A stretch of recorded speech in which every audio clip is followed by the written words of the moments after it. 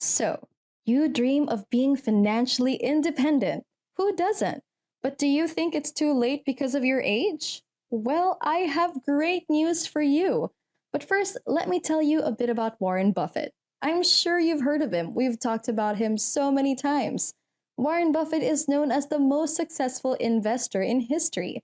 At 90 years old, he has a net worth of $103.2 billion as of November 2021. He is number 6 in Forbes' World's Billionaires list and number 1 in the finance and investment industry. Although he made his first million at age 32, it took 30 more years for him to become a billionaire. He generated most of his wealth after turning 60. As you can see, there's no deadline to making or saving money. One of the strategies Warren Buffett and other wealthy people use to achieve financial independence is to live within their means. Truly wealthy people make sure their expenses are less than their income. This is a huge factor in building a savings fund that you can later put toward investing to create even more wealth. Are you ready to learn what billionaires do to build their wealth? Hi, and welcome to Business Reactor, where we will be showing you the latest tips and tricks in the financial space as well as business and entrepreneurship. If you want success in your life and business, then you came to the right place because in this channel, we help you in getting ready for success. For more latest success tips from our videos, subscribe to our channel and click on that notification bell button. Let's get right into it. Number 1. Don't go for immediate gratification. Do you notice how you spend your hard-earned money so fast on stuff that you can actually do without? The new iPhone model comes out, you gotta have it even though your current phone works perfectly fine. Or you see the latest designer handbag that's tray fabulous, but also tray expensive. And before you know it, you're handing out credit cards to the salesperson. And then you wonder why you're in so much debt. Many people think that wealthy people buy whatever they want whenever they want. Nothing could be further from the truth. The truly rich are frugal and wise when it comes to spending. Instead of buying things on impulse because it makes you feel good in the short term, make it a habit to set aside 20 to 30% of your income into a savings account. Believe me, you'll feel so much better as you see your savings account grow over time. Soon, you'll have more finances for investing. That is what Warren Buffett did, even when he became a millionaire at 32. And it is what he still continues to do. He didn't buy a new house when he made his first million in 1962. In fact, he still hasn't bought a mansion, even though he's so rich. He still lives in that same house he bought in 1958 for $31,500. He doesn't drive a fancy car, nor does he regularly eat at fancy restaurants. Using the savings he generated from living below his means, he invested wisely in various endeavors. And he never, ever spends money on impulse. Of course, this doesn't mean you will live frugally the rest of your life, but doing so at the beginning of your journey towards financial independence will certainly empower you to live a much more comfortable and stable life later. Number 2, relocate to a different city. I know how exciting and convenient is it to live in a bustling, fast-paced city. There's so much to do, different places to visit, and a great diversity of food to enjoy and people to meet. The downside is the expenses can really add up. City life is very expensive. Let's be real here. Rent is higher, taxes are higher, food, transportation, utilities, and basically the cost of living is more expensive. If you are really bent on saving a ton of money and building wealth, seriously consider moving to a lower tier city or to the countryside. With the current world situation where it's now possible to work from anywhere in the world, be open enough to explore this option. Talk to your boss and see if you can continue working virtually if you move or if you can be transferred to a different city if your company has several locations. Imagine all the money you can save when your expenses are cut in half, maybe more. Number 3, have a clear savings goal. As your savings grows, it can be difficult to say no to splurging on pleasures that you can now afford. Avoid falling into this trap by setting a clear goal for saving. Having a clear goal will keep you focused. As Stephen Covey lays out in his book, The 7 Habits of Highly Effective People, begin with the end in mind. Before you begin saving, create a vision of your desired direction and destination. Why do you want to save money and how much do you want to save? Do you want to retire early and move to a tropical island? Do you want to be in the Forbes list of the richest people in the world? Do you want to leave a legacy to your heirs? Do you want to be financially independent and travel the world? Spend some time thinking and deciding on this and figure out how much you need to save and within what time frame.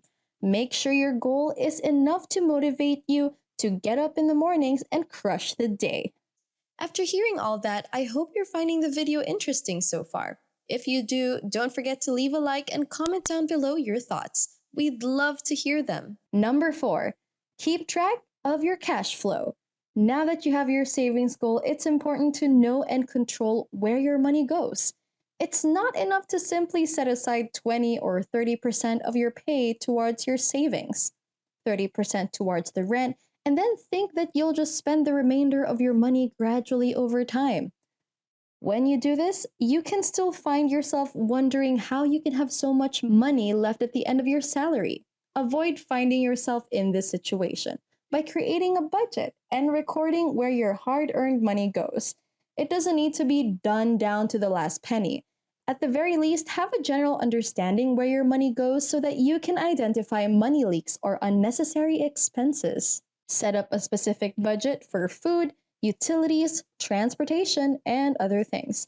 Then, at the end of the month or the week, depending on your salary, revisit your budget and expense tracker. You'll then be able to see if you need to adjust your budget and spending.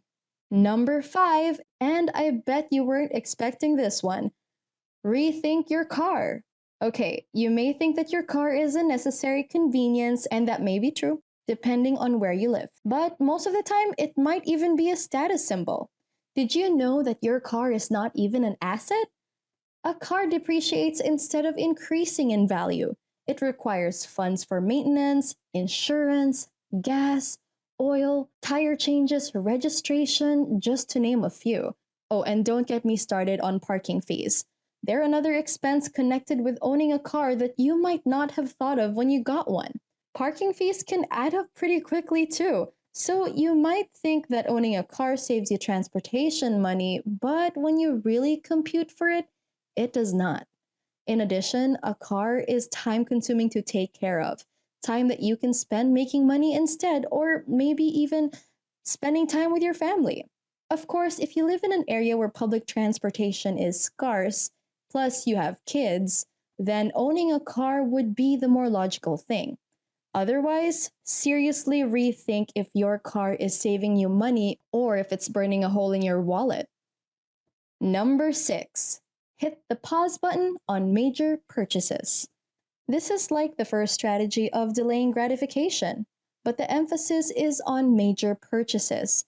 There are some major purchases that you need to make. If you find yourself wanting to make a huge purchase, think deeply why you want it and if you really do need it.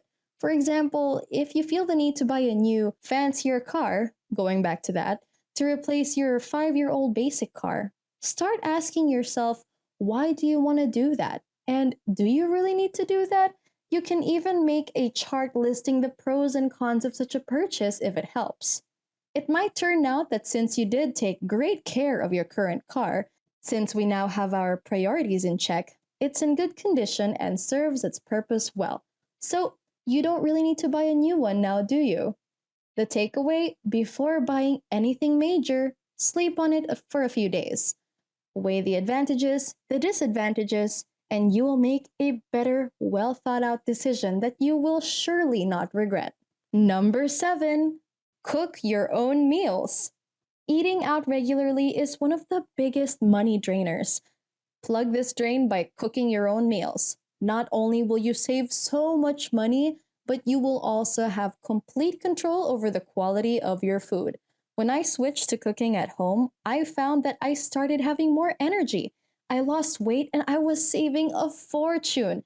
Just by brewing my own coffee instead of going to Starbucks every morning for an Americano, I saved $63 a month. That's around $750 I saved in a year. It might not seem like a lot, but for something that small of a difference that I never even knew could make a difference, it made a difference. Cooking at home may not be as convenient and as fun as eating out or ordering in, but if you learn to meal prep and batch cooking techniques, you'll see that it's not so difficult after all. It gets super easy over time, and you'll be delighted to see your savings grow. To sum it up, saving is not complicated. In fact, it can also be creative and fun if you have the proper mindset towards it. All it takes is for you to have a clear goal, devise a savings plan, keep focused, and be aware of your budget and spending. It's great to have a ton of savings, but remember, money in and of itself doesn't really amount to much. You can have truckloads of money stored in the most secure vaults, but if you're miserable, it doesn't really make sense, does it? I guess what I'm trying to say is money is simply a tool that helps us live better lives and help others. So, beyond simply amassing great wealth, the whole point in becoming financially independent is to improve our quality of life and that of others. And that's it for today. If you're new to this channel, don't forget to subscribe and turn on your notifications for up to date videos on new trends and tips in the financial space, as well as business and entrepreneurship. Also, do leave a comment below if you have any thoughts and give a press on that like button. Thanks for watching, and I'll catch you in the next video.